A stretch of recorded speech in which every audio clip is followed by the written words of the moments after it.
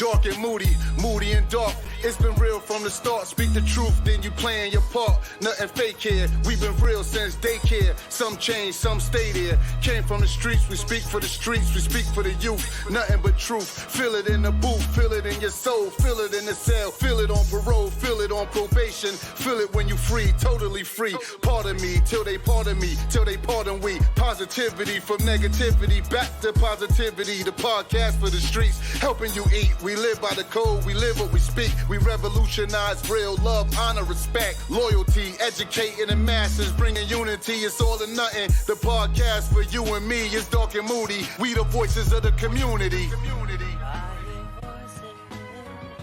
I hear voices right now. I can hear them just as plain as day.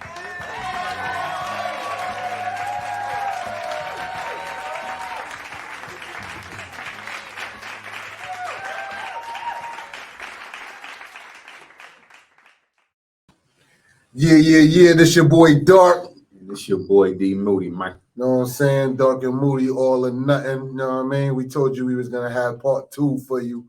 You know what I mean? My boy Lord's story, authored by Lord. You know what I mean? He should have been on the first ep. You know what I mean? We waited a little bit. Now y'all say the best for last. Well, it ain't last. What Not you last, about? but What's going you on, saying man? it should have been the first. You got it's the last of the year. Yeah. Word up. Back. I'll be yo, back. man. I hope all y'all ate well for Thanksgiving, man. You know what I mean? That greens, tomatoes, man. Hope y'all all got busy over that Thanksgiving food, man. Word up, man. Yeah, man. But we gonna start where we left off, man. You know what I mean? My boy was telling us how he came home from the bang with a plan. You know what I mean? Linked up with the genius. Who the genius? This guy with the 2 thumbs. This guy was not going to miss out on this run. That's what happened. Yeah. This guy, you should have seen how this guy, he accepted the terms quick. It was What was the terms? So What was the terms, the I'll keep it 100, man. I'll keep it 100 because loyalty is everything to me. Good. You know what I'm saying? And my man, my right-hand man from that early run, early in the 90s, you knew who he was. One of my mans that got The terms was, if we get together, we got to go get Bach and Sean Z out of prison. I mean, I'm gonna let you, since it's your show, I'm gonna let you tell it from the way that you remember. But the terms were a little bit deeper than that. You know what I'm saying? The thing was when I stepped you, because I told you I only did it because I'm not gonna leave my man out in the cold. Yeah. You know, when I touched the building, it was over. That or everything that was going on. You remember, because I used to kick it with you and Lee when y'all was coming to the crib and those few ounces that you had, and that's what y'all was dealing with. But my plan was bigger. And what was going on in the projects at the time when I came home was mediocre as far as money. The projects was a free for all. It was kind of bad. Everybody, the island had went downhill. That's that thing that you know about. Red bag making $30,000 a day over here. Blue bag making $20,000 over there. Yellow bag making 20. Green. Throughout that projects, it was dead. I ran from the project. Huh? Yo, listen. I ran from the project. Yo, but that's Hold what on. it The was. projects was making so much money in the late 80s, early 90s. And when all the old heads went to jail and all that, and we was out there to fend for ourselves as young bucks, 16, 17-year-old dudes. Tell them y'all ain't know how to do it. Dudes The didn't, Lord came home. dudes didn't know how to do it right until I came home. Yo, Listen, we gonna stop. Hold on. We both came home because I met you in detention. Yeah. I met you in Welly Avenue. Hold up, this is a frivolous conversation. I'm trying to figure out when he came He's home. playing games. He said when he came home because he knows when I came home. He was already home. When I'm being serious. I can't. When did you come home? But you talking about hold on. When did you? Hold on. Level, when did you come home? I came home in March 1995. All right, and I came home in December of '94, and I came home to nothing. Like you're right here. This is so when we talk about this loyalty thing. And we talk about this because he missed this run in '93. I had my own run. Yeah, I had my own run. But we did our thing. We was doing our things, right? We was doing our things, and we were supposed to link up then. Yes, we were. And we couldn't come to an agreement. You had your own thing going on. I had my own thing. I had Red Stars back then, and you had At that time, we had what color bag? At What you that was time, we doing? had orange bags. You had hold on. You had Orange Bag. I had Red Star. You said, "Yo, let's come together, me and you, and let's do this together." And I said, "I want to keep my bags Red Star. We should just be Red Star together." And you was like, "Yo, let's do a neutral bag." And I said, "Red Star or nothing." And you said, "I'm not doing that," and it fell apart. It didn't work. Then I wound up catching a case. I was on the run, and y'all did you shine. You did your thing. But let's go past. We don't leave that at that. Oh, That's the truth. But that's your perception, and I get Before it. we go Yeah. somewhere else, let me salute both of y'all. Let me salute your whole team, because all of y'all have always been a loyal dude towards me. Sean Z, Carlito, Johnny J. You know what I mean? Y'all all been loyal dudes. You know what I'm saying? So whatever happened back then, when y'all got together, It was magic. it was magic. It was It magic. is what you call synergy. Yeah. It is what you When call we finally synergy. When made it I happen, came it home, was magic. You kind of like forcing me to tell what it is. When I was in that NYI cell, and a matter of fact, it's shiesty because when I was in that NYI cell, putting this plan together, I knew what it was gonna be. I knew what it was gonna be. I knew how I was gonna move, and I was moving in a way that you think all this James Bond low-key crap is extra crazy. Like, it just don't make no sense. But I adapted it, and I lived through that because it was like, you don't have to do everything. Don't have to be so crazy. You move a different way. You're not doing things right. So one of the major things that I had planned was to remove the violence from this thing. To remove the violence. I knew the type of money that I needed to get Sean Z and Bach out for those attempt murder charges on the police after they found the guns, the AK-47s, and just frivolously grabbed whoever they could, beat them to a pulp. I knew what I had to do because they both was facing 60. I came through. I told you. I'm hoping you can remember this conversation because it was near and dear to me. And the only reason why I stepped to Darky B because this is my best friend at that time. This is my best friend. I told you I whooped him on the marbles before the drugs, but this is my guy, and this is who I care for. And when I was in that NYI cell, I said, "Listen, man, this is gonna be my circle right here. Nobody's gonna be in it. You were an exception to that." Because everything was all my old team, my previous team.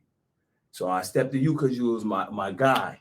And I knew I was about to shut them projects down. And you was already doing your thing out there. And then we said what we was going to put together. We put a mediocre amount of money together. I call it mediocre now. But to start that thing, do you remember that? What Absolutely. Hold on. Let me Let's see. Do he remember? Because I'm telling him. So I'm waiting for you to He spit the told me a number if you remember. Yeah, perception is what it was. Perception is what You it don't was. remember. I But go think it ahead.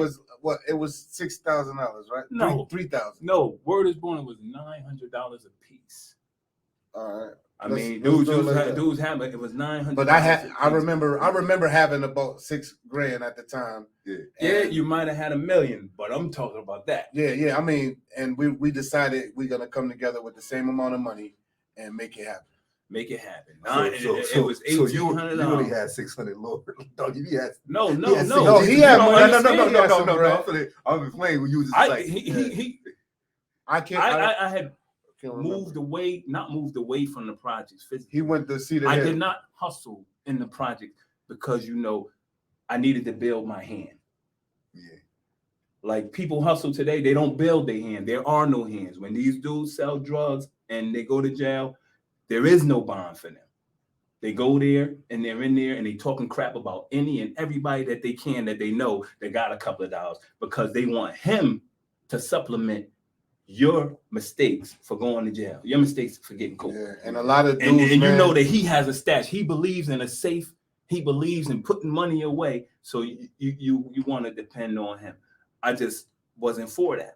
I just wasn't for that. I knew it. You always have to have your own. If you don't have it at the time, it's all right. But you always have to be working towards it. No doubt. Yo, let's get it though. Let's All right. So Get it after we here. can, you remember we connected point blank. it was 1800. Let's go with that. 1800. Went right on up top. Got 3 of them things that they call old that day. Made maybe $200 profit. Maybe $200 profit off of that. That was thing. the plan. Yeah. Because what we gonna do is we're gonna send them down here. We're gonna and at this time we had gotten so wise. I had gotten so wise, but truth be told, the dude complimented what I had going on up here. And that's why I say synergy. I told him, these are the terms, man. I gotta get Bach and Sean Z out of jail. And the thing that you forgot the last time was that there has to be an even split. No doubt. This was my right hand man before he got knocked off for this case. And when he come home, straight up, everything is everything. So this is the loyalty that we talk about. The dude that he was with in 93 when it didn't happen, when we were supposed to connect, turned out to be a piece of crap, man. And that's his right hand man. He's not my right hand man. I'm saying he was. Everybody was had his right-hand right man. hand man. We followed. He was my man. We followed that guy. He was that man. He was my man.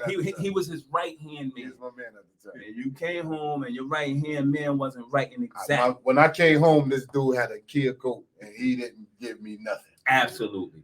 And it came back to bite him.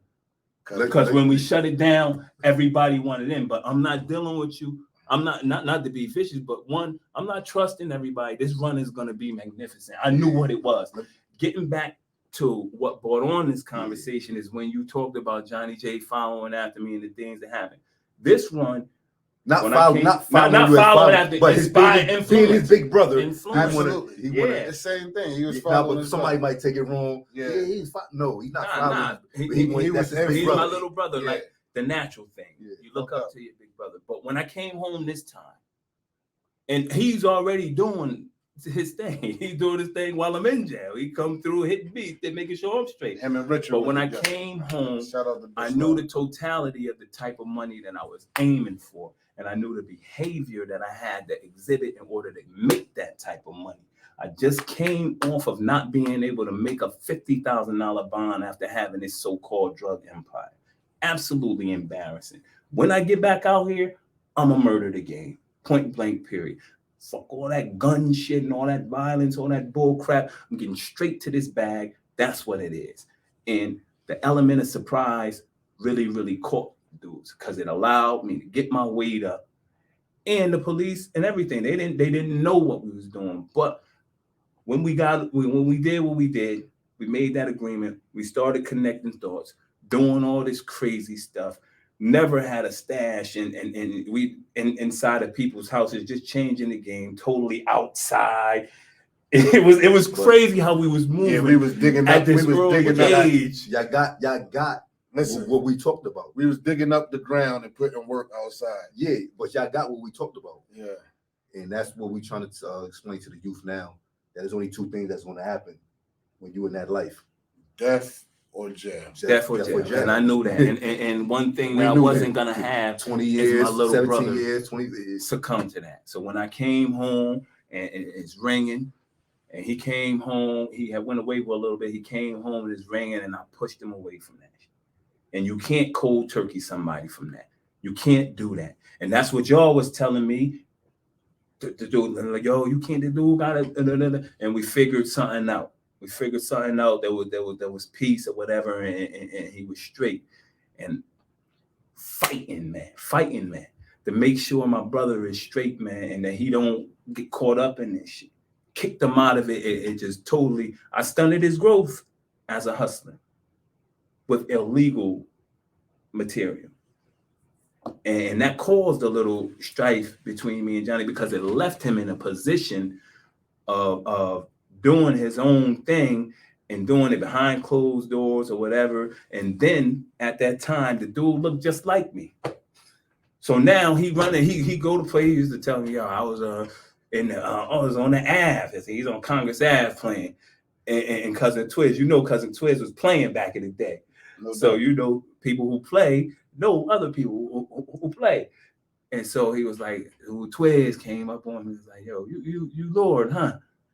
And then he told him, nah, that he was my brother or whatever. But that was a recurring thing. Like, So I'm saying that to say this. So you're looking exactly like me. I'm pushing them away. You can't do this. You can't do that. We figured something out. But in the end, all these extra measures that I took to try to keep this gay dude from getting locked up or worse, man, he ends up getting knocked off for that freaking murder. They pinned that murder on him, man.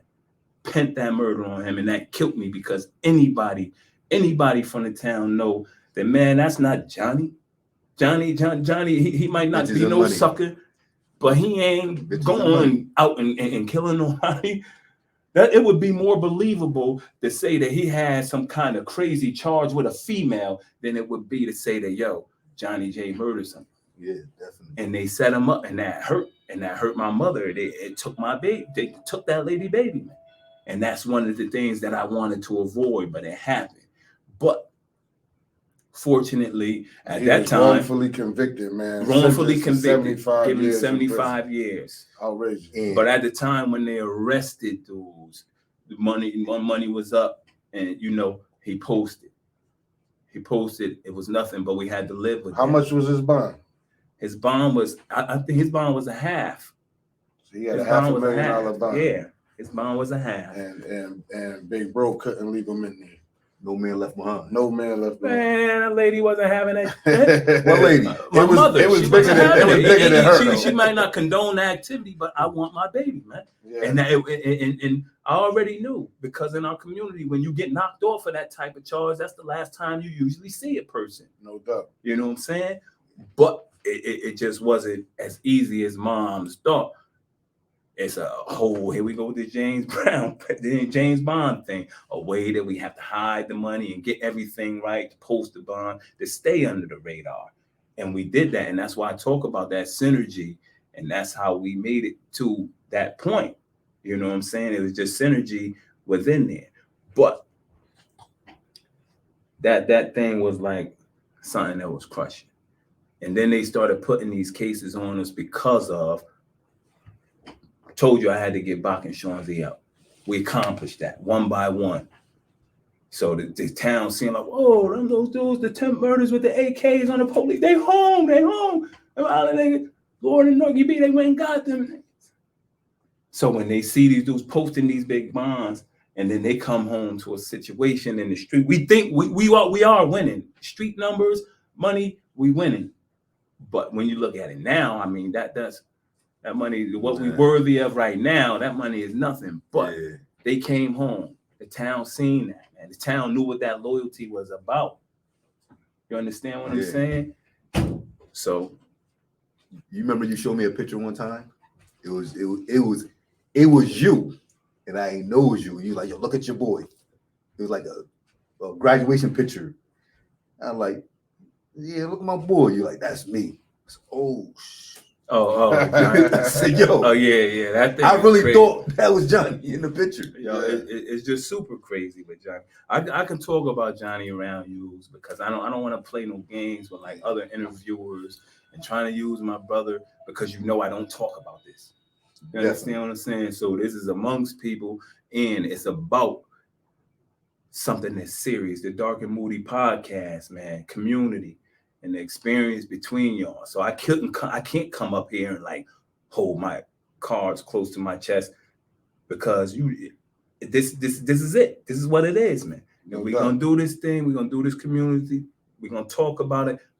If I'm gonna open up anywhere, I'm gonna open up here with family. So what you got for us, Dark? What you got your boy here, your right hand man. Y'all did what y'all did. Y'all out here. Y'all got y'all kids. Y'all growing. Y'all healthy. Y'all looking good. You look good, Dark. You know what I'm saying? Yo, I just, you know what I mean? I just have a little fun. I want to know a little bit. I still want you to tell some of the story and tell us how you transition and how we transition together to not wanting to, having the drug empire and doing the drug operation to moving into the music, to hip hop. So I'm from your perspective, how you remember that? I'm gonna give you what I can, so I don't mess up for the documentary folks and give up everything. But we had that run in the late '90s, and we was young boys, and it got to the point. I had a cutoff number. But by the time I had reached that cutoff number, we had built a machine that made money itself.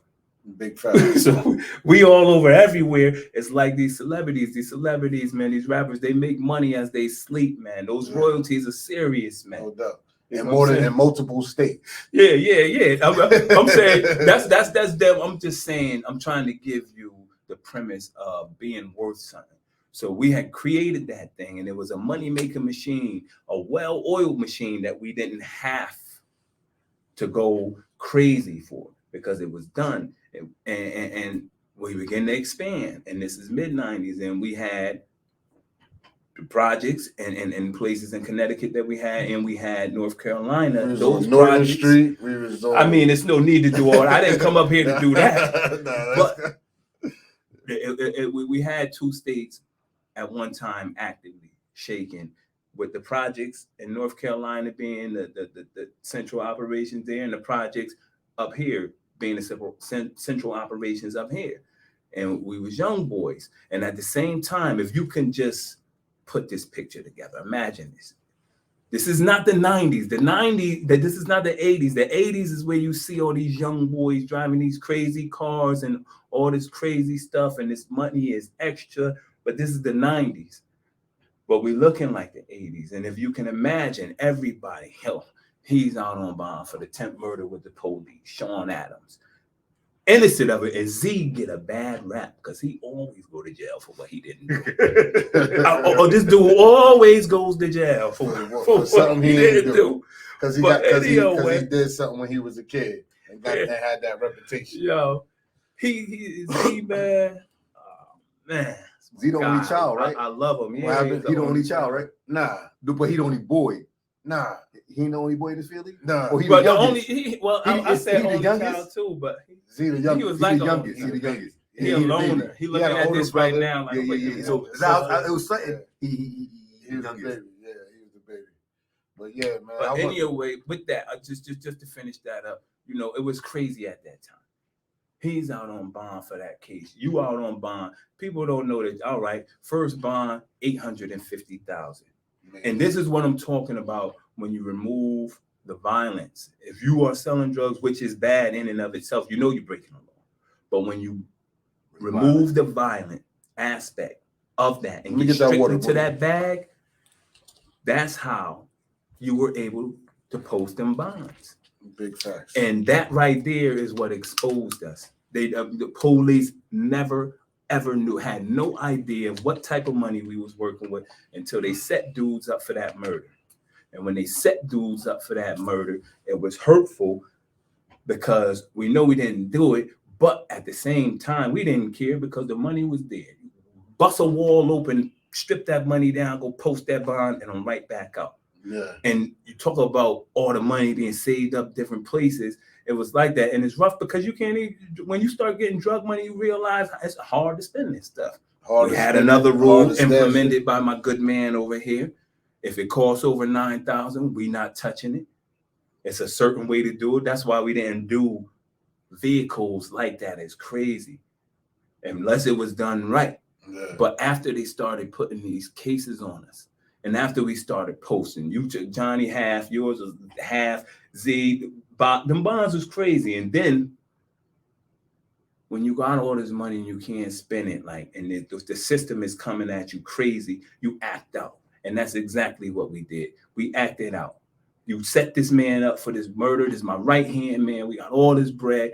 I got something for you. Caught my man that crisp GS Lexus, and he pulled that thing up to his arraignment on him. You understand what I'm saying? And that's the type of money them young kids was dealing with. Post that, pull up in that new whip. And that was against our rules. Those cars and doing that, we couldn't do because we under the radar. This is the way we're going to operate. Everything is going to be a certain way. Yo, getting a lot of money and not spending it, not wanting to spend it, it takes a lot of discipline. And not knowing what to do with it. Yeah. Not knowing how to do it. And that was the situation.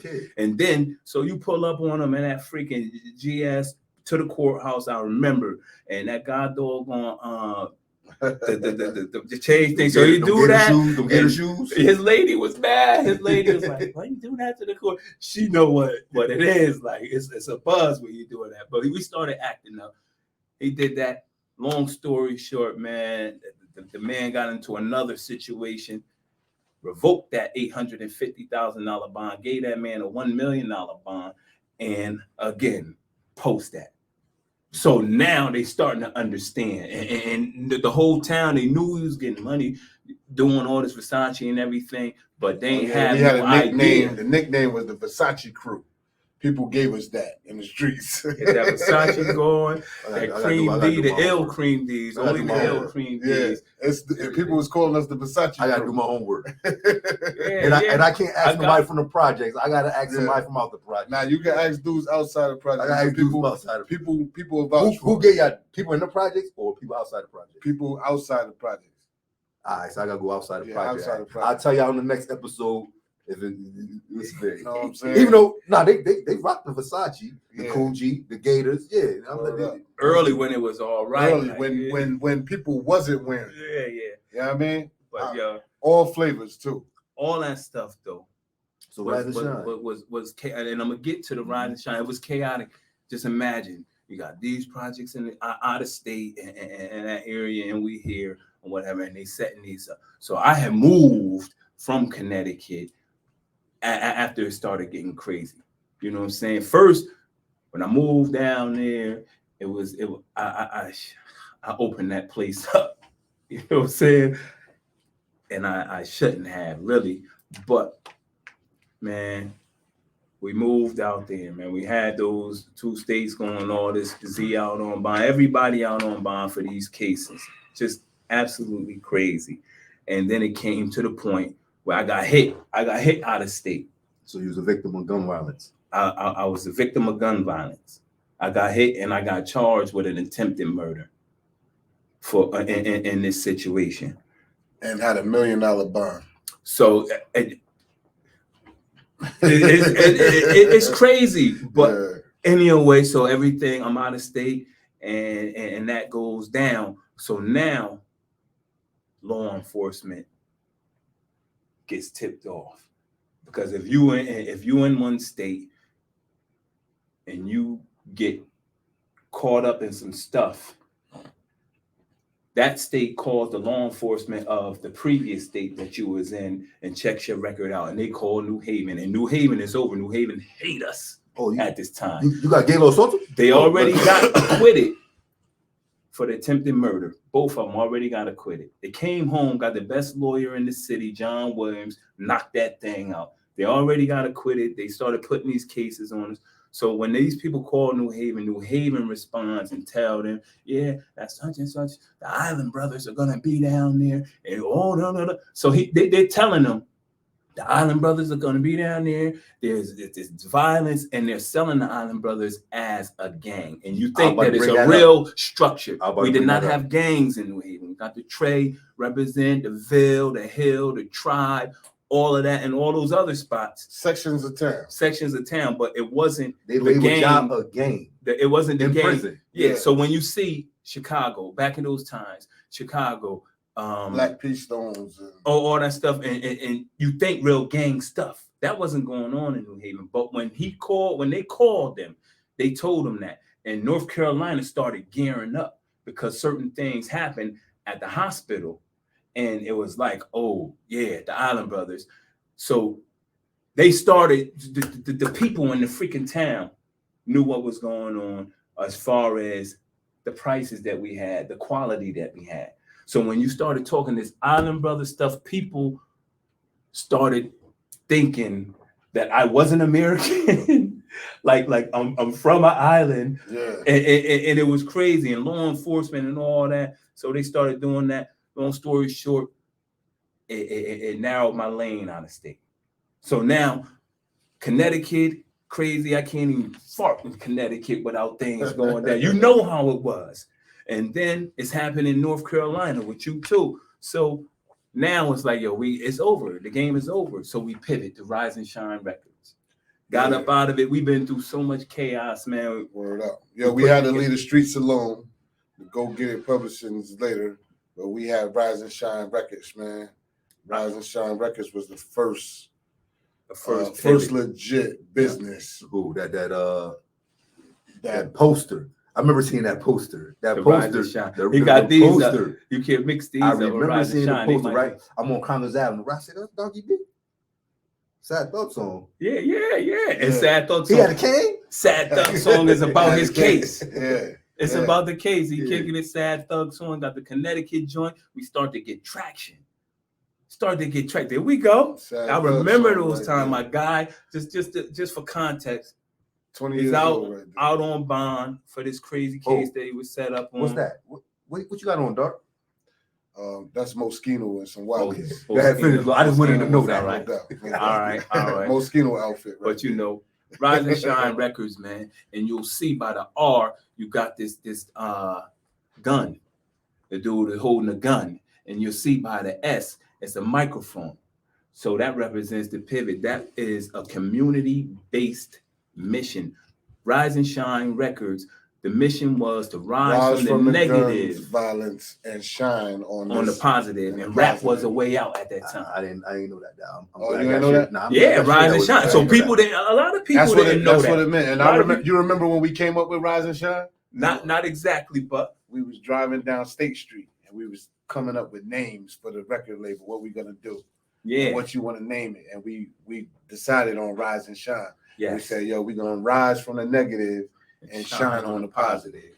So You know we what I'm saying? always was about rising from the negative and shining on the positive.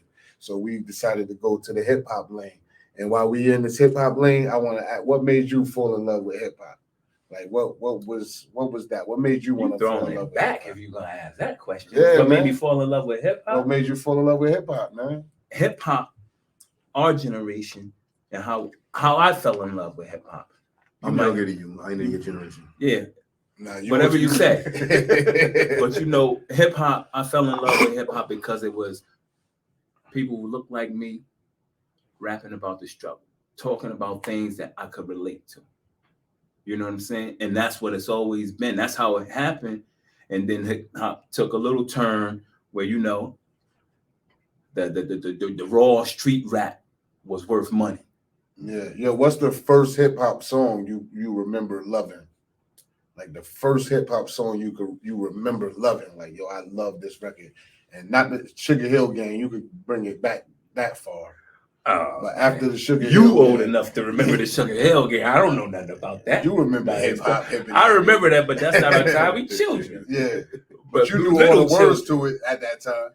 Anyway, what's your question? What's the pending question? The first song you fell in love with.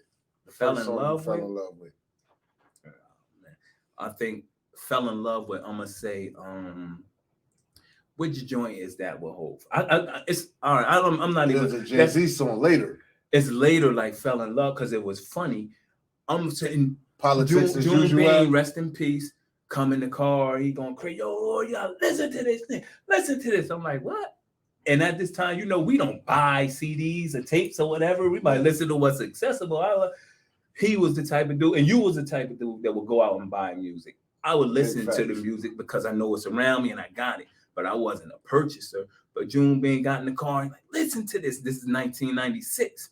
I'm like, all right, what up? I'm like, what are you doing? What is it that I'm supposed to be listening to? He rewinded it. And then he said, Jay said, Chili with enough bail money to free a Big Willie.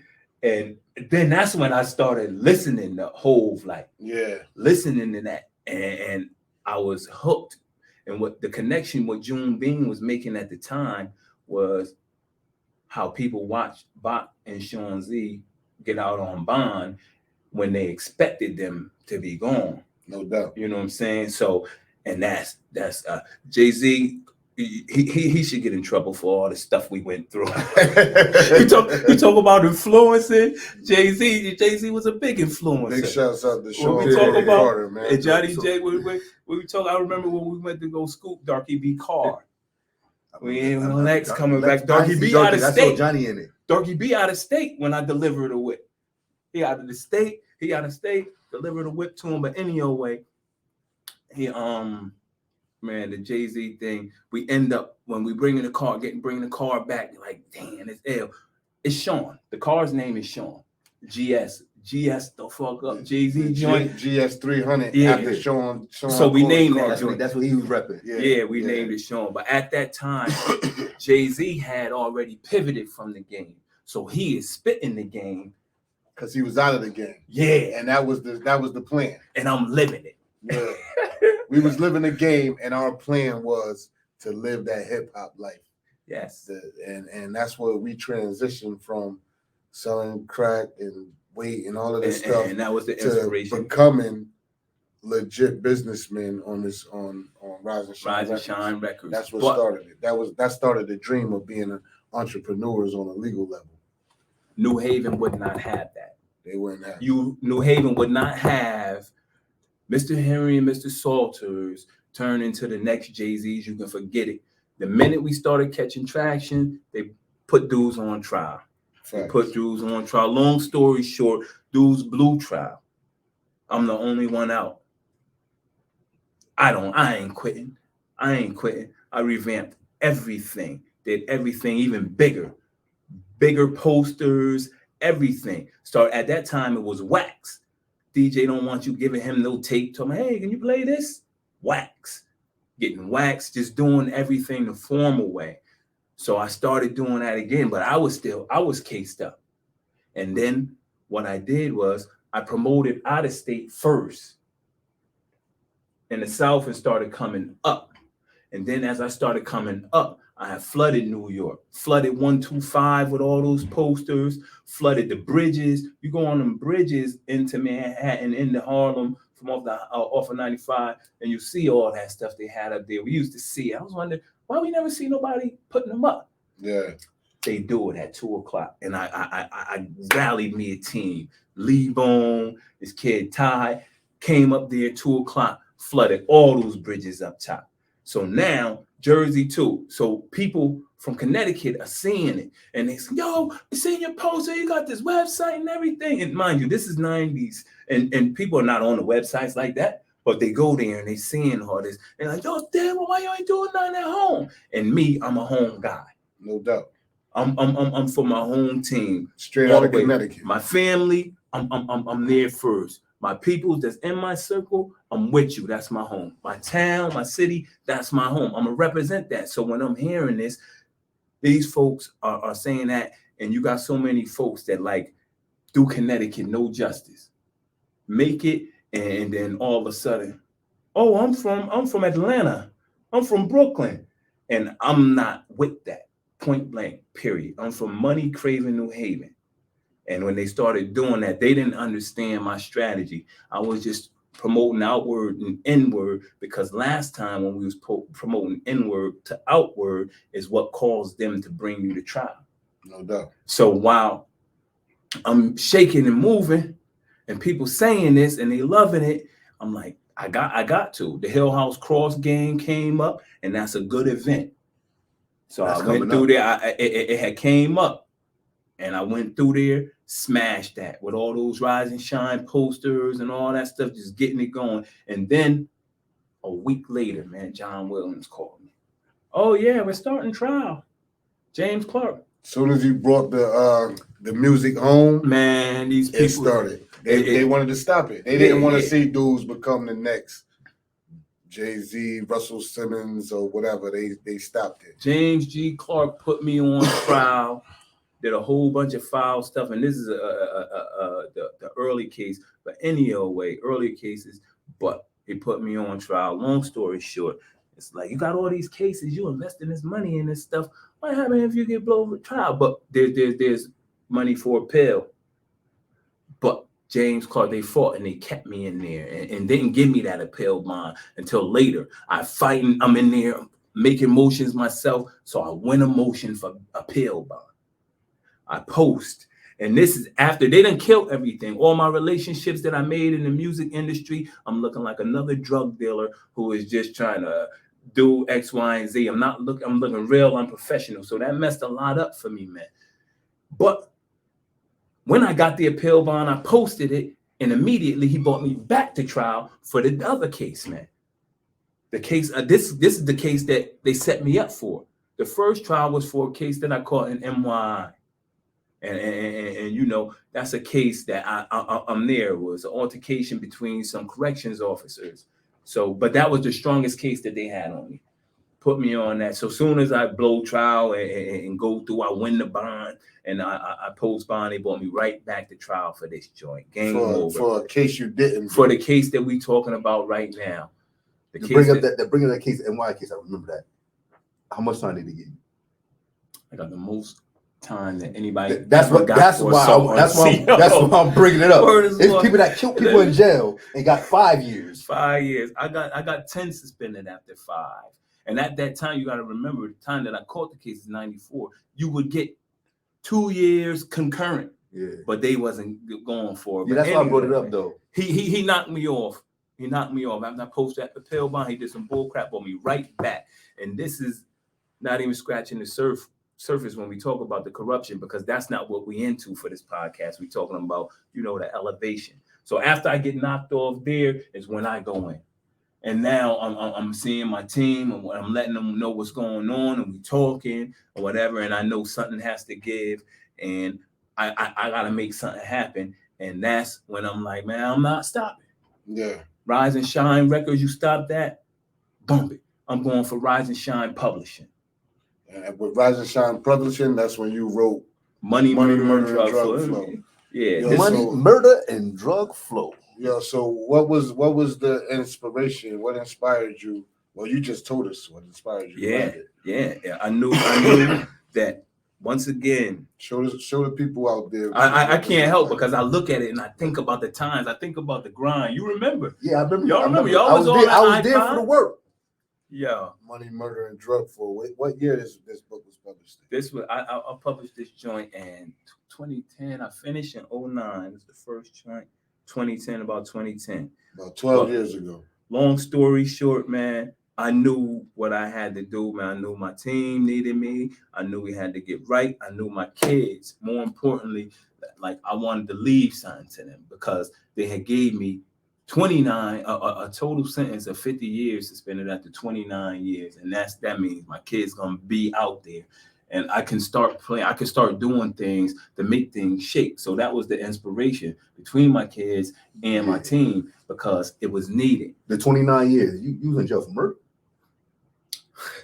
As shiesty, it's all over everywhere. That's a heavy sentence. But nah, I wasn't in jail for murder. 5 of it was for the CO case. The remaining 24 was for an assault with a firearm, the case that they had set me up for, and the case that is actively being reviewed by the Integrity Review Unit in the Chief State's Attorney's Office. But forget about that. While I'm in there, we grind it out. I'm doing that or whatever. But publish this joint is ringing. People coming to the house because people thinking that this is a biography. Yeah. They think, Lord did it. He wrote it out. Yeah. He put it out. People knocking on my mother's door, and but they liked it. And I had to tell them, I had to get, nah, that's not the real thing. That's not my story. That's a novel. Yeah, it's a gangster story. It's fiction. So, man, they start ringing at my mother. Like, man, the people coming here for that book. Talking about you wrote a book and this, that, and the third. And so it was doing good. And she had told me, it got to the point where the people in the church got word that I wrote a book. And, you know, all through the streets, I have always maintained a connection with the church. Yeah. Always church events. You know, we would go to them church events and things like that. But my mother like, you nigga write something else. Them people can't read that mess. So I get it. That's though. What inspired Mama Bear. Mama Bear. Me and Johnny J was in the cell together. Yeah. Me and Johnny J. Let me see the first Mama Bear. Me and Johnny J, man, we in the cell together. And I at that time, you got to pardon me for looking at the cover of these books before I show the people, because the value, man, the transformation that I went through is something that is crazy. And I want to see my people win. And I know our strengths. I know what we worth. And the more we start realizing what we worth, the closer we gonna get to a prosperous society for Black people, man. But show the people. Mama Bear, man. I told Johnny about the books I had in the work, man, and I told him I'm gonna write a book for mommy because the things that Black mothers have, women of color have to go through with protecting their offspring, especially Black boys, is astronomical. There is no other woman on this earth who shares the struggle of a Black woman. You hear me? Oh, I know. Right. Mothers is, oh yeah. So, and all that my mom do, I didn't really get into everything about you talking about Fairhaven, but this lady, man, had to see her kids, all of her kids, be affected by drugs in the community. My sister turned out early on. We didn't even know what was going on, but she was addicted to cocaine. We out there in the car looking for her. We can't find her. That stuff put her out there. My brother, my older brother, he get addicted. Not as bad, but he is addicted. And then you got me and Johnny, we hustling. I even went through a little bout when I thought I was Scarface on the first run. You know what I'm saying? But I got this money. It's the early 90s. This is what it is. I watched my guys in the 80s living the Scarface life. So I had sniffed cocaine at that time. Yeah. But it all changed when I went in on that bid early on. Like no drugs at all. When I go home, no drugs, no alcohol, none of that. That's how we did what we did, straight sober. But anyway, I was like, I'm gonna write a book for mommy, man, because it's crazy all the stuff she going through. And at this time, man, we fighting to get the corruption, get the information in our cases, man, and they withholding it, and it's killing me, man. But outside of that, this lady done experienced a whole world of chaos that is just unbelievable. So I wrote this book to her. Yeah, I know she to came, pay homage. One son 75 years, one son 29 years. Yeah. To pay homage to her and the millions of women like her in this country. So I started penning that joint while I was in the cell with Johnny, man. And then the case got flipped. They got the word. Johnny had already been fighting to get the transcripts, to get to show that there was lies going on and that the prosecution had hyped this witness up and gotten this witness to say everything they needed him to say. And what was making it so much more egregious is the fact that the witness had gave a statement years early on where he couldn't identify anyone. I read all of it. But the state needed him in order to send Darkish Henry to jail. And they got that headline when you blew trial. And you know they play on that gang thing. Gang leader gets 100 years. So they got that, man. They use that. This stuff gets so emotional, but I'm going to get back on track, man. Got that right. I did Mama Bear, got it right, man. But when the case got flipped or whatever, I was still writing Mama Bear. I was in and out of it. And then they ended up going home. You know what I'm saying? And they home. I'm still in. And I'm going through this transition of where I still love the streets, but I know that's not the way, you know what I'm saying? I'm not saying that they was dealing with the streets. Of course they weren't, but I'm telling them like, listen, you know, hanging around people in the street too much, you're guilty by association. And when you have a case like this, where 365 years have been flipped on behalf of New Haven's corruption that was already in question, and you just validate it, I'm telling you, man, y'all boys got targets on y'all back big as this freaking state. And I'm trying to have them move a certain way with what I want. And my thing, I'm more community based and more out there like that while I'm in prison. And they home, they feeling it and whatever. And at this point, I'm not quote unquote say the leader of the group or whatever. That's not what it is. They on their own, they doing their own thing. Donkey B there, everybody knows Donkey B, but he's not stepping up to go. He living his life. They doing their thing. But long story short, they gave Johnny the opportunity to lead. Is that fair to say? To lead his struggle. To lead his struggle. I'm talking about like when you was all working. Well, when doing those promotions in New Haven before. This is what I'm gonna say, right? When we was in the streets, Johnny, we try to keep Johnny out the streets because you didn't want him in the streets. And Sean Z and Lee, they were under us. So when we all came home and we was doing shows, I didn't want them to feel like they were working for me. I get that. I didn't want to like, yo, these guys are under me, they're working for me. So me and Johnny talked and we came together and I allowed him to, yo, what you want to do? Because we're gonna do it together. I'm not gonna be over y'all, I'm not gonna be an overseer, bossing y'all. Let's do this together. So, you know, I allowed him to do his thing without trying to like hold him down. And mind you, this is the first time Johnny really get to spread his wings. Yeah. And I'm happy. And I consciously did it. I didn't want them to feel like that. Feel like that. Yeah, and I'm still doing it with certain things like with the real estate and other businesses. I didn't want dudes to feel like they work for me. Like we're gonna do this thing together. Like let's have a togetherness in this. And when you look at it, it's never been like that. It's never been like that. You work for me. Everything. When I composed the team, when I was in there, I knew what it was. If this circle was gonna be this, every member of my team, your mother knows my mother from around the way, from the projects. Your mother, Tusi, every member, your mother, Tusi, know my mother. Z mother, know my mother. Leap mother, know my mother. These are my childhood friends. These are my people. These are the people that this is. We a family. Tight, point blank. Period. But when Johnny came home, he had already. He was in there. He was doing the studying, so he was qualified to lead with the records and everything like there too. So you can't steal it. Y'all had that conversation, and that was a great thing. But that's what it was. So Johnny had his chance to like spread his wings. And why I'm in here and I'm saying, yo, positive, listen, bust this move right now. Y'all got them locked. Do it like this. This to the community. But this is what I want. These dudes out there, this is different. You can't call. They're not going for that right there. It's like what you saying, like I'm not gonna call the shots. They want to go one way.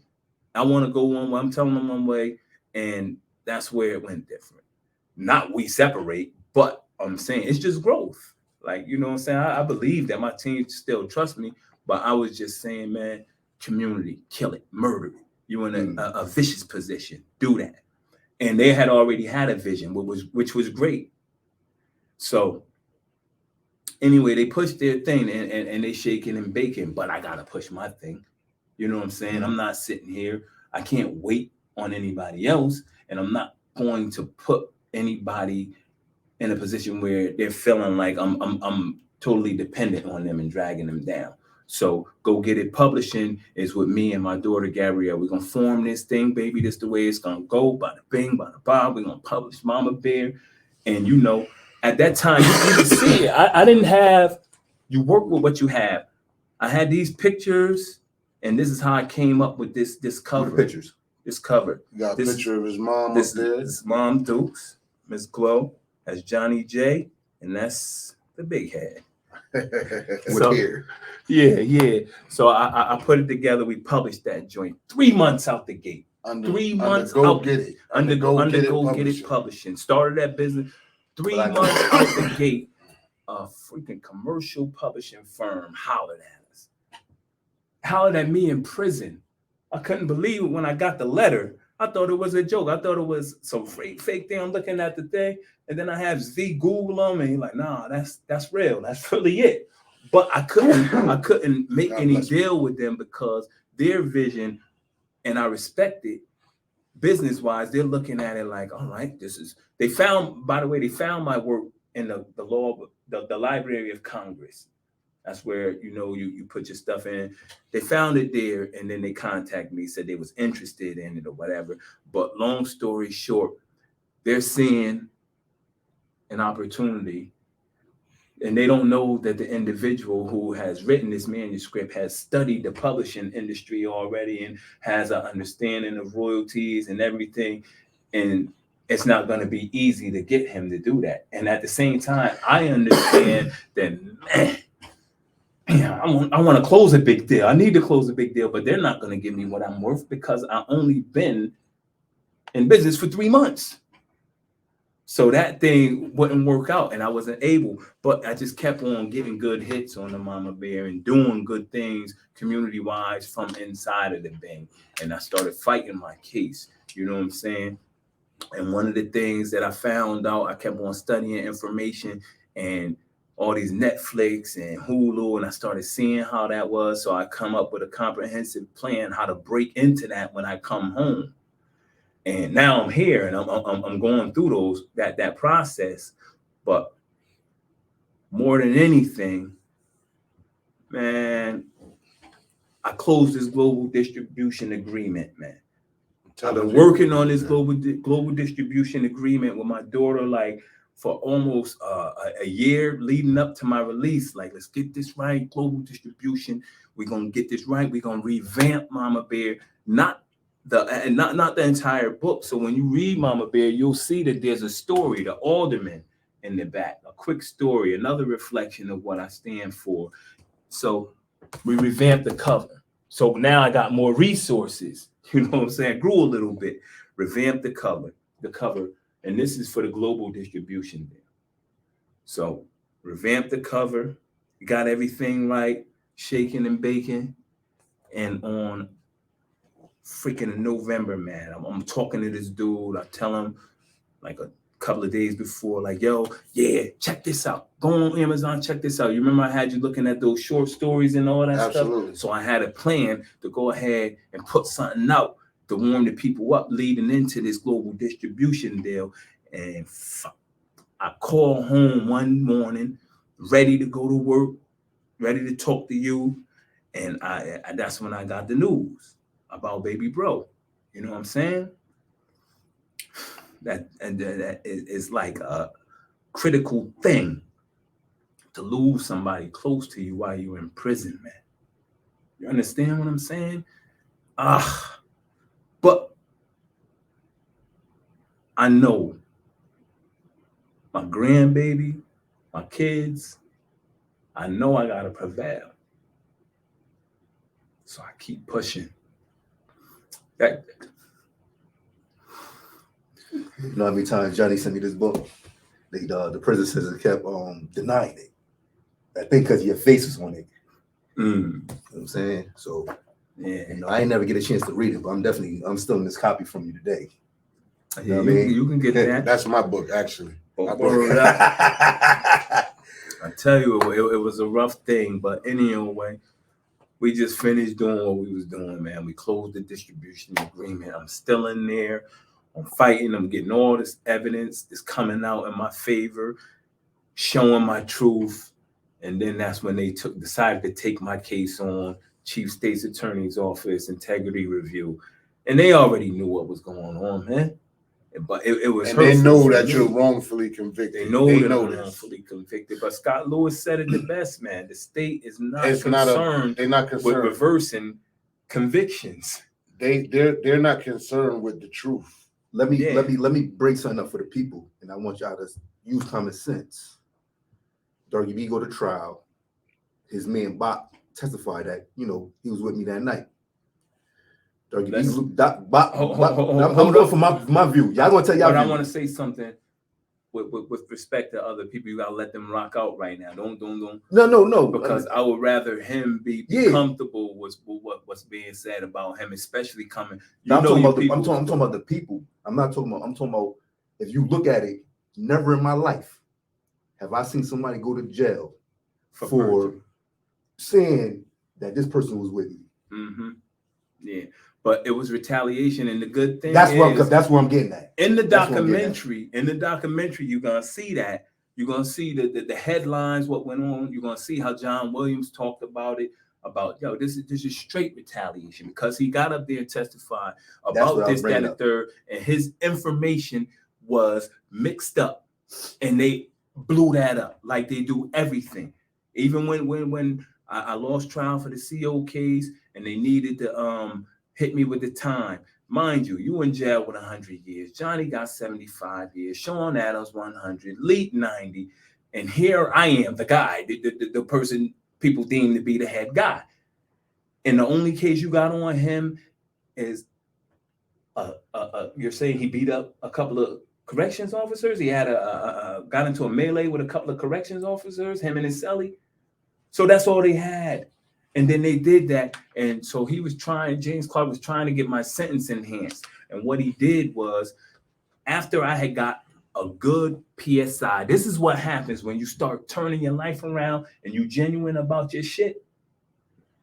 Rise and Shine Records, man, that PSI, that pre-sentence investigation, I told that man that information, the tax stuff, everything checked out. He knew that this was a legitimate business. He seen the story. He seen the story of these young black kids growing up in poverty and then changed their life, man. And he wrote some ill stuff in that PSI talking about that record label, talking about a community-based mission and that Mr. Salters is striving to build a better New Haven. After I blew trial and they did the pre-sentence investigation, James Clark got that. He read it. It was against what he was going for. He went in there. He went and got a police officer, detective from the New Haven Police Department to lie in an affidavit and say that I was actively under investigation for ongoing drug sales in Greenville, North Carolina. And I ain't noticed till later, years later, that I got that document. But this is what he had did. And you know, we ain't never been in Greenville, North Carolina. Of the cities that we were in, Greenville Wasn't one of them. So he did that, man. And he made the judge believe that this young man is standing in front of you, but he's actively running a criminal enterprise in 2 states. And it's hard because it's a half truth, man. When you go to the mid-90s, that was absolutely true. But I had already switched up, changed the game, did this Rise and Shine thing, and he needed to combat that. And he had that dude lie in that affidavit. But that is more stuff that you're going to see come out when we talk about Mr. Clark. And it's not just going to be just us talking about him. But long story short, man. It's a lot, man. It's a lot, man. It's a lot. It's a lot to unpack. It's a lot to live through. But the good thing is a lot of experience. And so when I came home, all this go-get-it stuff, while I was in there, people saw the videos that I was dropping, the information I was sharing when we closed that global distribution deal, posted that. When the people started using my name to scam people out of money because I had a little wave from behind the wall, I had to address that. But when I came home, man, staying on track, all the things, all the visions that I have, man, I'm moving forward to executing them, man. I tell you, like I tell everybody in any podcast or anything I go on, man, my personal mission in life is to be proactive in enhancing the quality of life for my family, my career, and my community in that order. And right now, that's what you see playing out. I'm grinding to get right, get my money right so I can take care of myself and my family. And that's my family and career right there. Yeah. And then when you see this community thing, you see me out here. Go Get It Publishing, pop-up pizza party. Females got groups. I just ran into this young lady. She had a group on Facebook, Save My Son. Hit her immediately. What you talking about? Like, because that's in accordance with what I'm doing. I know what we in danger, but we are worthy of so much more. So I'm really here, and I like nice things. And when I'm in position, that's gonna come out. Ain't nothing changed. Only thing that changed is the way that I go to get my money, man. That's it. That's it. I'm still the same guy. I'm not screaming that I'm better than anybody. I'm not saying that I'm an angel. I'm striving for greatness, but I'm doing me to make sure that I'm able to take care of mine, man. And that's what it is. Facts. Facts, man. Yo, this is a great interview, man. I wanted to have a little bit more fun on the interview with this joint. it threw me for a curve because when we talk about Johnny J, like, you know, I be fighting back them tears because I know it's so much. You see, man, and it's not me being my ego and all that, but it's people who are dependent on me. And when you start breaking down, that's when everything goes.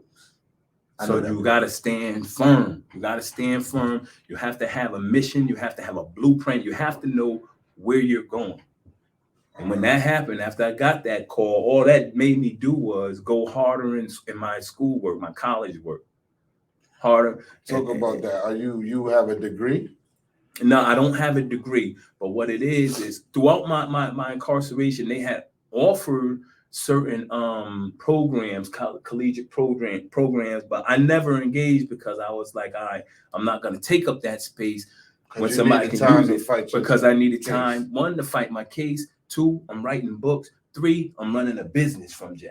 Yeah. So for me to just step over here and take this spot, it wouldn't be just. But at that time, I more so had structure in what I was doing. So they had this opportunity for me to attend Goodwin University. Like, they come into the prison, and it was an entrepreneurial program. So I made the dean's list twice on that joint, because whenever I'm focused doing what I'm doing, man, that's what it is, and that's what we have to pay attention to, executing. So I just stayed there. I executed. I slacked a little bit on my legal work because it was crazy. I had to do time management, write my time, and that's what the class taught. Write your time down. Get your goals. I always did the goals in prison. We never did them in the game because we was doing things. But I always wrote my goals down. But they taught me how to do what is called SMART goals. Yeah. Not saying that I'm gonna blow up by the year 2022. No, saying how I'm gonna do it, who are the people that I'm gonna do it with, and what am I gonna do to measure to make sure that I'm on I want to track. tell this story real quick. I seen this billionaire dude that was on YouTube, right? Mm-hmm. He said, wherever you put him at, he'll become a millionaire. He'll make money. It doesn't matter if he have money, if he's broke, if he don't have anything, he'll turn something into nothing. Just give him 90 days. So the brother, the guy, he went into New York, no money, shaved his head. He don't want nobody to recognize him. You don't know who I am. I don't know who you are.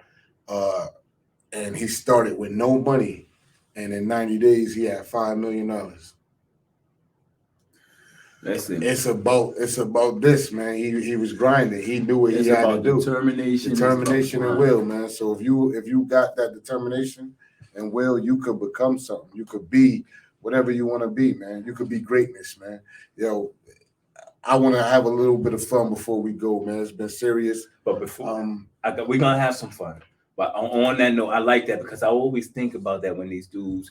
So there's one dude in particular that rapper dude that talk like he's a hustler in the streets and this, that, and third. He ain't about that life. And I think about that. If I take you from here, this rap environment, and put you here, my good man, in this den of wolves, I want to see how you would fare. I want to see how you would feed yourself. I want to see how you would make money. I'm not gonna get into him. I want to just tell his name. It's all the name. I'm gonna let that ride, man. He's a famous rapper. He's a famous rapper. He's a famous rapper. He's a clown though. And in rap, if you clown your way to the top, you can get there. Yeah. You can rock that fake jewelry that they rock. You could do all this, that, and the third. But this dude is absolutely not even a street dude. He got questioned on it and lied about it. And then after it came out, and mind you, the dude is nasty. Yeah. We all know that when you talk top 5, he need to be in there. But he's a clown.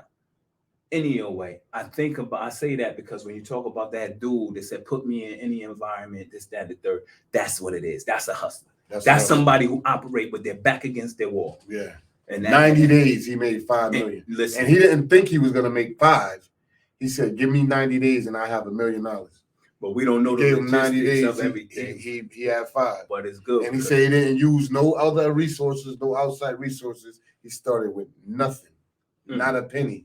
Well, he is a hustler. He's a hustler. Hats off to him.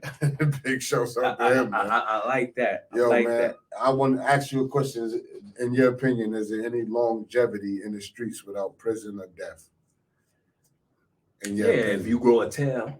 And what? Yeah, if you grow a tail. And teeth and them ears. Yeah. And listen, I'm not one of them dudes that's coming out, oh, he a rat and he a rat. I'm beyond that. Yeah. I mean, live your life because I'm not in that realm, and I don't like being around people much anyway because I'm on a mission. No doubt. And until I achieve that mission, I have not earned the right to be hanging around old friends and just willy-nilly, hey, meet me at the bar for a drink or whatever. Nah, I'm still in jail actively. You know it. Your spot is my legal office. You know what I'm saying? I'm still in jail. I'm still in the cell. You don't see me coming outside because I have things to do. I got my mother who I have to absolutely set straight. My family. So it's not about playing games. And when you see, Lord, it's like I might be unique in my own way, but I'm telling my dudes in the street, like, listen, you got it in you. You got it in you. If you choose to take the easy route, well, go ahead. That's on you, but move with wisdom or whatever. But I'm telling you, man, the resilience that we grow through this pain, man. Dudes be calling. I told you, I said, dudes be calling me. They be like, yo, what up, Lord? I said, man, Lord over here protesting. Yo, what up with Lord? I said, Lord in Bridgeport. Yo, what up with Lord? Lord in the Lord Library. Yeah, because I'm not gonna fool myself. I'm not gonna fool myself. We fool ourselves when we come home and we talk about what we're gonna do in prison. No. Beautiful ideas. But if you don't stick to them, you come home and we fool ourselves. And usually it happens, it's a process. First and foremost, we come home, now we got access, unfettered access to reefer. Piff, sour, whatever. I have fun, play games, calling it reefer. But I'm saying, if you go and engage in that, well, all right, you already knock yourself back a little bit. Definitely. All right. So now you hanging out with your man, and he do it in the same thing. You have this fresh mind straight out the P now. You know, in there, our best minds are in there. That's why I go so hard for making sure that we get dudes out, and then we gotta have a foundation to continue to nourish that. But all right, you start hanging around people, man. You want to have fun? Go ahead. No, listen, I ain't gonna be serious. Let's laugh. It ain't even about laughing and all that right now. I just, I had some questions, man. I wanted to go ahead. We can't even do it now. Why? Can't even do it now. Dark gonna ask you some questions. We need you to answer the question. They probably would. Okay. So my little hip hop question. His hip hop question, for people, man. And I just want to know one answer, man. Rakim or Kane? Everybody gets stuck right there because that's a rough one. Oh, those are two pioneers, like. Rakim or Kane. You just pick one. It's all good. There ain't no right or wrong answer.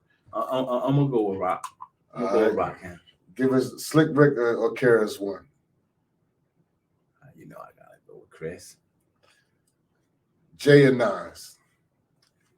Love you, Nas, but stop playing games with me, Darky B. Jay is stop. It's very good. Yo, Biggie or Pop. That's a rough one, man. It's a rough one, but I became addicted to Pop early on. It's a rough one. I'm gonna let that ride. I'm gonna plead the fifth on that one. I'm gonna plead the fifth on that one. It's all or nothing. You plead the fifth, you going to jail. Sound like James Clark to me. Biggie or Pop, man. Come on, man. Don't do that, man. All right. So what were we talking about? Lyrics? No, we're not. We're talking about who you prefer. I'm telling you. I'm asking you this question. This is you. Who you prefer? Who you rather listen to? But let me ask you a question. If you on a desert island, you're not asking no questions, Gaylord. Listen, if you're on a desert island and you only can have one of these artists to listen to, who you gonna listen to? Pop song popping up, Biggie song popping up. I'm gonna go with my boy Pop, man. I'm gonna go with my boy Pop. All right, let Foxy or Kim. Ooh. Was you at the Foxy party? Kim yeah, he was at Foxy Brown. Yo, Foxy Brown. Tell me what you heard about that Foxy Brown birthday party. I'll never forget. It was her 17th birthday. Answer the question. Foxy, do you remember? Club Foxy Brown. If Foxy remember that night, I'm going with Foxy. Yeah, we threw so much money at Foxy. It was outrageous, man. And Kim was there too. And little Kim was there. They was there. Their careers it was crazy. They was on their way up. Yeah. They was on their Connecticut way up. represented that day. Yeah, we made it rain before making Gucci it rain. Versace. Oh, Versace or Gucci. Oh man, Gucci lost me when they did the blackface, my guy. All right. They All right, lost me. I got a good one for you. And, I hope you don't stall on this question, this answer. I mean, this question. Go Get It clothing or Cork 9? What? Go Get It clothing to Carl Kanai? But that's not even. I wouldn't compare Go Get It clothing to Carl Kanai. Cork 9 Carl was the man in the Kanai, 90s. yeah, you know what Carl Kanai is, man. Yeah, I want to ask Which you one this. you want? Yeah, he gonna go Listen, get it. for the record, I haven't started Go Get It clothing.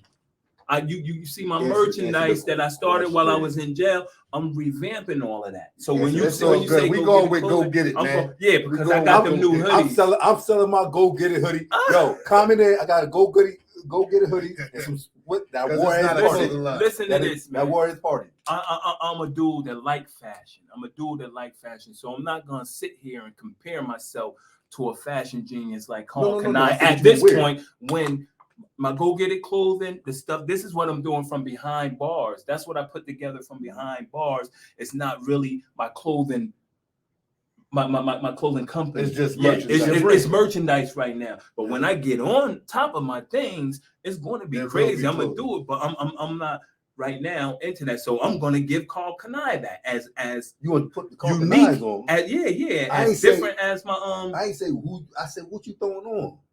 You wearing a I'm throwing on Go Get It. Oh, all right. I'm throwing on Go Get It, especially the new stuff that I got. It's some things like listen. We was long winded, man. We don't want people to, you know what I mean, to not be entertained and lose focus. We're gonna have Lord back because this not over, man. And we're gonna watch this documentary.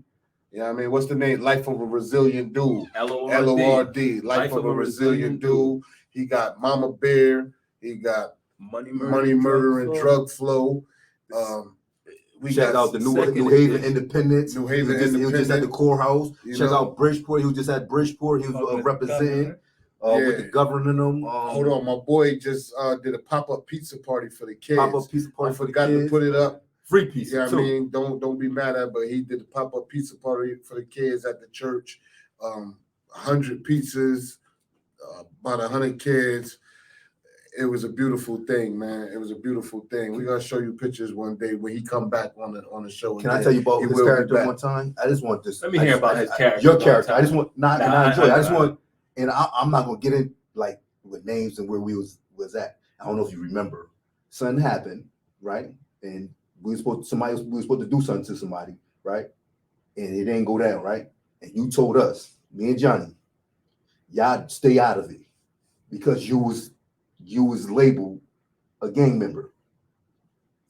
For our safety, you said if we help you, we're going down with you as gang members. And you're talking about prison stuff. Yeah, that's prison. I'm just saying your character, for you to come to us and be like, yo, y'all stay out of it. I'm gonna handle this myself. I don't want y'all jumping in. I don't want nothing. Because I love y'all and I don't want y'all to be a part of what they already labeled me. And I don't want them to, I don't want you when I got knocked out, when I first lost trial. You remember that though? I don't remember the situation. Oh yeah, that was rough. And I handled that in a different way, a real humble way too. A real humble way because I knew the potential that they had to spiral out of control. And that's why I ended up getting pushed up out of the joint. The administration pushed me up out of the joint, and I did it on my own. I got pushed out on my own because I didn't want that. My transition was too real. I put in a lot of work while I was in prison, not to get rid of my reputation, but to stop this crap where anything can be said negative about me, and the people will automatically go, oh yeah, that sounds about right. And that stems from the those reputations and that stuff early on in the early 90s with the gun violence and everything. But shedding certain things is always an issue. It's always a rough thing. I came through, I wasn't rocking no fly sneakers or nothing. I came through, you probably remember because I came through work boots, rocking, the work boots, the big M's, and dude pulled me to the side, like, yo, good. He's like, yo, put. Come on, man. Stop playing games, man. I don't goody, like, come on, man. I don't want to be getting into no crap because of you out here acting like this. But the thing is, right? I know that there is a sacrifice. I have to take a hit. in order for people to understand what's going on. And that's the sacrifice that I had to take to get people to understand, like, man, it's bigger than this. This drug stuff and that life, that's one phase, but it is continuing because it's what we come from, and the people, what we come from, and our cousins and everything is always going to be around us. But at that particular time, the last thing I needed in prison was to be labeled a leader again. Dudes had a fight in a pod that I was in, man. Dudes had a fight in a pod I was in because they had a dispute over some coffee. Somebody said they'll be there. He trying to shoot. It's a freaking melee in there, and automatically, man, because I know one of the dudes, after they collect all the dudes from the fight and everything, the freaking I'm in there grinding with my legal work, right? Straight up. And it's nasty on the face when you look at my legal work. Island brother this, island brother that, and it's just crazy. But when they pull me out of the cell, access to it's all right there. So they know, they got an idea of who I am. They can tell. You can tell when a person is a leader in general. Yeah. And from that paperwork, they could tell. And they pulled me into that crap. Yeah. And so that's the type of stuff that I was trying to avoid, because, you know, I know how it can easily spiral out of control because a lot of people are running with me. Johnny ended up, when you went to SAG, Johnny ended up going to SAG, and that's when y'all became cellies. You remember I wrote you, and then you like, shoot, Johnny, I was like, yo, Johnny just got SAG. You know what Johnny went to SAG for? I don't want to talk about that. No, I'm just saying, no. But it's it's what you would say. It's Johnny character. Mm-hmm. He tried to bag a chick. Oh, you talking about that one? Yeah, like that time he tried to bag a chick, and he went to SAG. Yeah, he tried to bag a chick. Brother John, my baby, man. That's my heart. Right. He wasn't stop it. You gotta keep it real. Johnny, the only one out of us that I had a nice little lady, but Johnny is the only one out of us that really like bagged the lady while he was in there. He bagged the chick. He the only one that prevailed. Got his little self right. Oh, wow. He the only one that got his little self right, Johnny, man. That's why I'm saying, like, when you hear that hurt my heart, like, man, to see them pen a murder on my little brother. And man, that's so not him, like, so not him. And that's why I say, if you hear somebody say something about a chick, or a chick is saying something new, or some type of heinous allegation, you would be like, she said Johnny raped her, or something like that. That would be hold on, I gotta find out what's going on. Yeah. That would get your attention. But and you'll be regular. But this right here, you'd be upset. You'd be pissed off because you know this and everybody knew. Man, Johnny, that ain't his. He the ladies guy. He get to that bag. He is not the guy that's going to freaking ruthlessly kill somebody, man. And that really hurt him, man. That hurt my mother to have to go through that, man. Yeah. You know what I'm saying? But anyway, yeah, he was insane. Now, I was just using that to show your character with the when you told us don't get involved. Because that's somebody else would be like, man, fuck that, you better help me. And that's that's the stuff. And that's shiesty, because and even in situations like that, I'm like, you know what I'm saying? But because I don't want to get it, because it has the potential to really get out of control. Yeah. Because I know a lot of dudes gonna ride for me. I know it's a lot of dudes that don't even know me, that knew me through when I left NYI and how I do the jail system, how I send them flicks and do like, yo, yeah, my man from Hartford, he know things and everything. Yo, send some flicks or whatever. And I send it to dudes, they solid dudes. I send it. So when I come through and I'm doing all this time, I'm getting all that love and everybody, you know what I'm saying? And I know trouble it got the potential to turn into a riot. Yeah, let me tell you about my boy Dart. I got into it in the yard. My boy Talk said, everybody in here. I ain't gonna say what he said. That's why I said it like that. Yeah. But you know what I'm saying? That's why I love y'all. That's the crazy stuff, yeah. And that iPod, you want to laugh? Give up an iPod story. Yeah, but he was gone. I'm an iPod representative. Dark is a J-Pod type of dude, but he iPod representative too. He ended up getting transferred. Had me in the cell with the wood chipper. You a J-Pod dude too. You The remember wood chipper, the wood chipper, Richard Kraft. Yeah. Had me in the cell with Richard Kraft when I came to iPod. Richard Kraft had all kinds of We use legal that for the work rap and beef. everything. I wasn't there at that time. But Richard Kraft, the wood chipper, in case y'all don't know, man, this dude, man, He put a woman in the wood chipper. his wife. Yeah. Oh, put that lady in that wood chipper, man. He ain't get caught for years, too. He ain't get caught. They found a receipt to the chainsaw. Yeah, that's what they found. It was a receipt.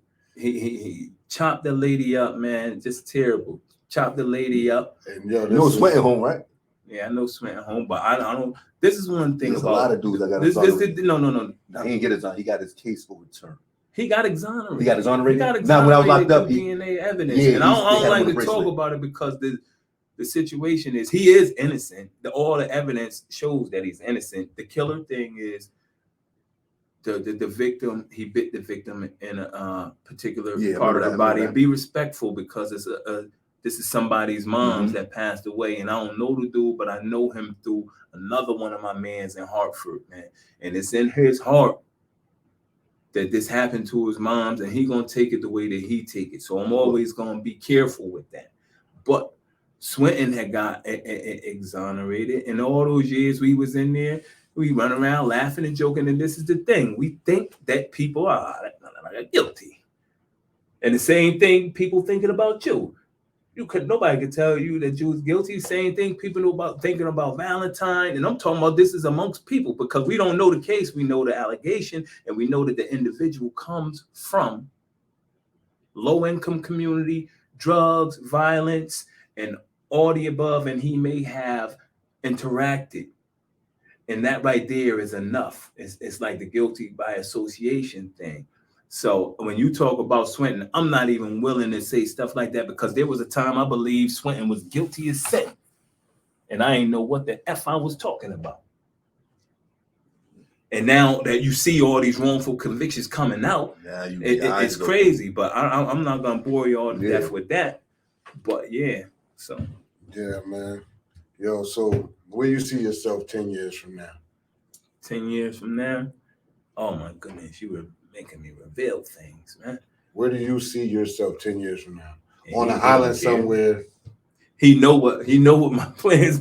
And he over here hinting at things. Yeah, I just want. Yeah, I'll tell you this right now. Yeah, I'll tell you this right now. You talk about this 10-year thing, right? Island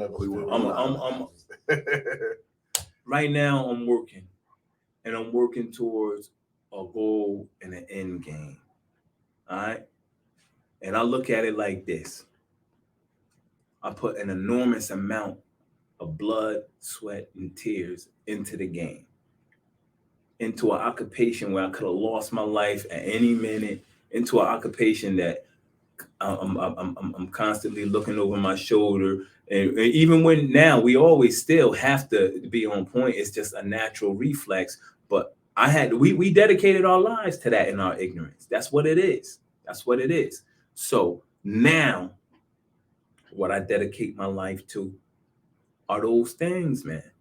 Increasing the probability of success for my family, my career, my So 10 years from now, where do you see yourself? What's your life? I will be since he got to rush me and it's his podcast. 10 years from now, man, I'm gonna be cooling somewhere with the grandkids, nice estate, just taking it easy. That's it. Traveling.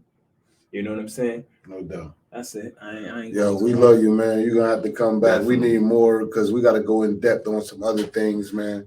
You know what I mean? If y'all need some food, y'all know where to go, man. Ask for Little Dark. Nice little Spanish restaurant, man. 2779 Dixwell Avenue. Shout out to Juan. Shout out to Juan. We love Lord, man. He'll be back. He definitely be back, man. 2-part series. Wife. It'll be a 3rd, 4th, 5th, and 6th, man. So you know what I mean? And we're about to close out with this right here, man. Let me explain something to you real quick about how novels work and how books work. So you see this right here. This is Mama Bear. This is the first. This right here is the second edition. Put it up. This right here is the first edition, Mama Bear. This is the revamped one. These right here, we might have like 500 left right now. It's the same book, but the first edition has the Alderman story in the back. And what we did with the revised edition for the global distribution is we made it even that much more of a professional look, table of contents and all kinds of other things in this book right here. But this right here being the first edition, and there's only like 500 left, and they will never be, they can't be printed again. That's it. So first edition novels, you look at The Count of Monte Cristo, they got different editions. If you have that first edition novel, It's gonna be worth something. and that author is about his business, he working, you have something of value. Listen, Lord gonna make it happen. Get that first edition. It's 500 copies left. Cop them things. Get in contact with them. Give them your Facebook, your Instagram. Tell them how to get in contact with you. And we out, man. Dark and Moody. All right, on Instagram, authorlore_, on Facebook, Gaylord Salters. The book is on Amazon.com, BarnesandNobles.com, Taylor and Baker, anywhere where you get your books. Is it in different countries too? It's in different countries too. I was just talking to my reps about that because I got to figure out the audio books. But all you have to do is Google Mama Bear by Lord, MOMMA, and it'll pop out. It'll pop right up. There you have it, man. Dark and Moody all day. Remember to leave them comments if you got something to say so we can get some feedback on what's going on with us. Subscribe, like, share, and comment, man. Big bro here. Word. Absolutely. We out. Salute.